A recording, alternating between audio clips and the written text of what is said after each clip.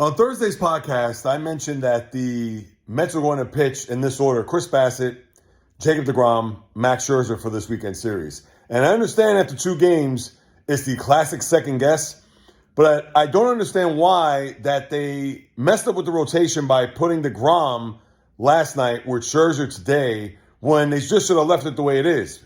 Because now they're in a scenario where Chris Bassett, who will start tomorrow night, has not pitched in 9 days.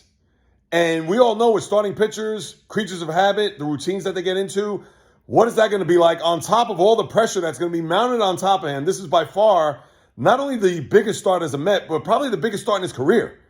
All right, he may have pitched in some playoff moments off the top of my head I can't recall in Oakland, but this is New York. This is not the East Bay.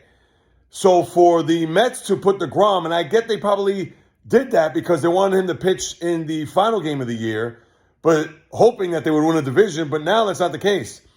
So I questioned, I didn't post it until now, and again, it's going to sound like a second guess, but I didn't understand why deGrom pitched last night because tonight should have been deGrom's turn, and then Scherzer. Well, now you have to push all your chips to the middle of the table with Chris Bassett, who has pitched well this year, and he's been very good. But now he is getting into the deep end of the pool knowing that this team has to come out of Atlanta with a win tomorrow night, and he has to show up. But with that being said, I will say this. It seemed like whenever the Mets needed a big win, they've actually won. Indicative of what happened there Wednesday night when they were down 4-0 in the seventh inning in the month of Escobar, etc.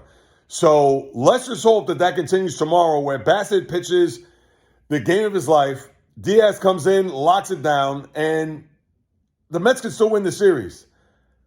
Right now, I don't feel good.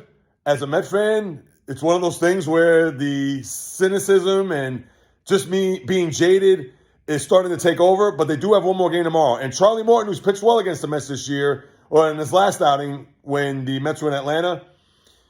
But tomorrow is going to be it. If the Mets lose and get swept out of the ATL, it is going to be a wild card scenario, and who knows if they're going to be long for this postseason come October. But we still have a game tomorrow night. We shall see.